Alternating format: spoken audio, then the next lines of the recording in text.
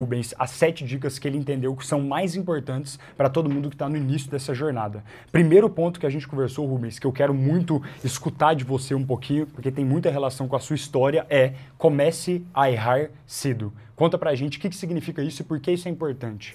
Então, Renato, eu sempre fui, eu acho que um pouquinho a pessoa nasce, tá? Ela nasce com instinto, mas nessa maturidade dos meus 40 anos, convivendo com pessoas empreendedoras e com essa mentalidade que eu vou falar lá, até um pouco à frente de vendas, é que tudo é treinável desde que você alimente a sua ambição. Perfeito. Então, quando eu comecei cedo, falo muito cedo, estou falando de começar Conta a história. 8 anos de idade ali, eu fui colocado numa situação de que se você quer aquilo, é a famosa varinha para pescar, né? Então, bênçãos e a criatividade empreendedora dos nossos pais, que nos deram liberdade de falar, você quer esse caminho aqui, tem um caminho que ele é mais fácil. Você poder escolher o que você quer, então chama-se liberdade. E liberdade de escolha, mas desde que você pague o preço para isso. Então ali eu comecei numa simples oficina mecânica do meu pai, fazendo a limpeza do pátio, simplesmente a faxina. Era eu e o seu Zé. O seu Zé era um senhor, para aquela época eu tinha 8, ele tinha 60 e alguma coisa. Eu lembro que ele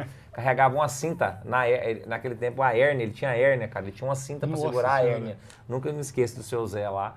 E era eu e ele que varria. Dali a gente passou para uma série de departamentos dentro da oficina mecânica, lavei peça, depois a gente começou a ir para departamento de solda, mais ou menos eu me identifico em alguma parte ali no almoxerifado, aí já vem a parte administrativa, até chegar onde eu sempre que me identifiquei. Eu comecei a substituir o gerente que saía de férias e eu tinha que fazer a venda. E quando eu falo gerente, não tinha um time de vendas. Era um gerente que fazia praticamente a administração do almoxerifado e a venda dos produtos. Falei, cara, aqui é o meu lugar. Perfeito. Nessas saídas de férias eu ficava, as férias dele, era dezembro, era minhas férias de escola. Eu escolhia brincar ou viajar, não, eu escolhia trabalhar. Então acho que essa ambição, você vai treinando ela, né? E isso para mim sempre foi essencial. Então me lembro de coisas pequenas como, pai, quero comprar um celular. Já tinha dinheiro, porque eu juntava, era R$51 o salário. E meu pai me falava, porra, quanto custa o celular? R$350, era um Ericsson.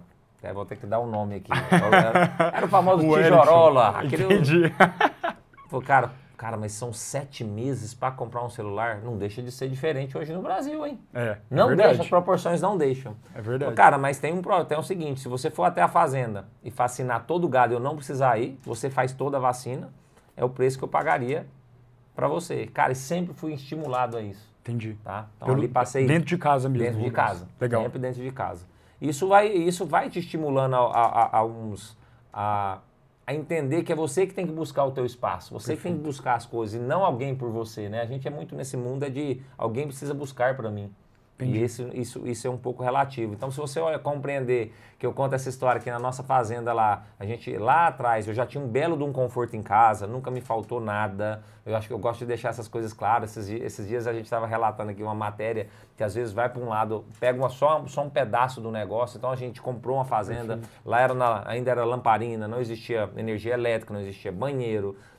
Para se locomover lá, você acabava chegando de carro, era 160 quilômetros um dia. Carro, trator e cavalo. Depois deixou só de ser trator e carro. Depois só carro. Perfeito. E vou voltando aqui um pouquinho para a gente não se delongar. Esse carro tinha uma parada. E nessa parada eu me lembro muito bem que você precisava chegar ainda na metade do caminho. Eu sempre falava, era uma D20, um F1000.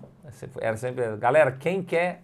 O ônibus só passava uma vez por dia, senão só dependia de carona. E a carona era muito restrita. Ó, a carona era carona paga, era passagem. Perfeito. E meu pai deixava comigo, e eu lembro que tinha aquela janelinha ali, eu coordenava, abria a janelinha aqui, tirava 5 de cada um. Se o salário era 50, era 10% do meu salário por carona. Então, cara, era muito bom o negócio. Isso que me fazia ir para... Porque o que o cara quer fazer no final de semana, uma criança? Ela quer brincar. Perfeito. Mas eu falo, cara, mas final de semana, se eu for... Eu vou vender a carona, vou trazer fruta, vou trazer verdura, vou trazer frango.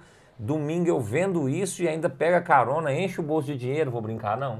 Então meio que eu me restringi a minha infância de alguma forma. Gente, mas quando eu quis brincar, eu tinha liberdade para isso, tá? Quem quis pagar o preço foi eu. Perfeito. Foi eu. Eu deixava de ir na educação física, porque senão eu ia tomar falta na oficina. E isso eu tomava falta. Era um problema. Não tinha, não, é filho do patrão, não. Não foi na academia, não foi lá, falta. Cara, entende como a disciplina não é sobre...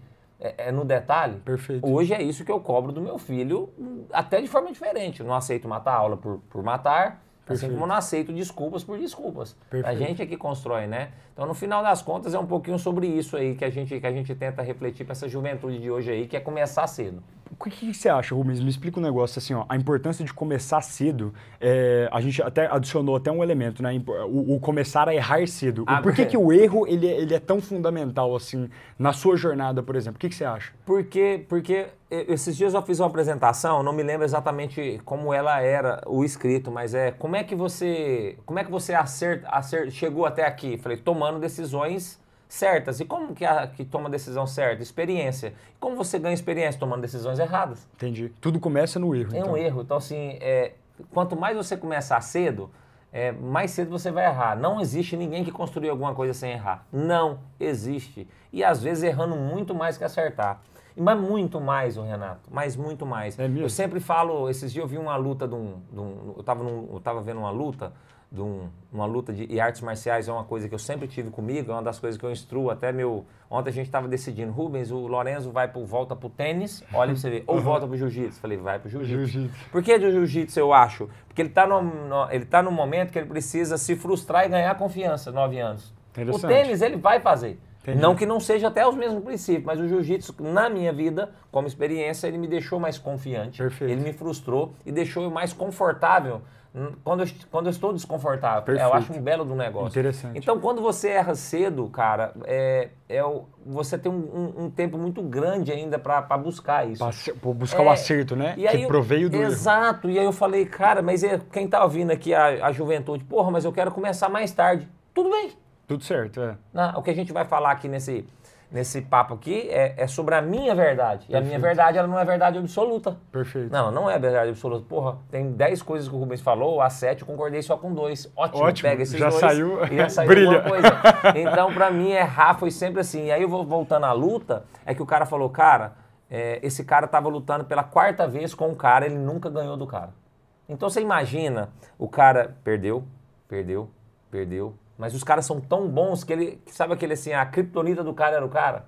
Entendi. Quando ele ganhou, cara, aquilo pra ele falou, o sabor da vitória apaga todas essas 3 derrotas minhas. Porque ele já tinha na cabeça dele, a luta com ele vou perder de novo. Perfeito. Já perdi 3? Cara, mas de novo, mas esse cara poderia ter arrumado qualquer motivo pra não enfrentar esse cara, já perdi 3. Na 4ª ele venceu. Ele falou, cara, o sabor que eu tô vivendo agora dessa vitória é algo que apaga, e é assim com o empreendedor que erra. Cara, errei, mas quando você acerta, você fala, putz, é muito gostoso isso. Então, o sabor da vitória empreendedora é você saber que valeu a pena todas aquelas frustrações. Eu falo isso lá na frente e vou falar no meu livro, boa parte de tudo que eu vivi, porque eu errei muito, e erro muito. Só que hoje você consegue minimizar e trabalhar com dados e minimizar o risco que você quer correr. Perfeito. Hoje, eu avalio o tamanho do risco.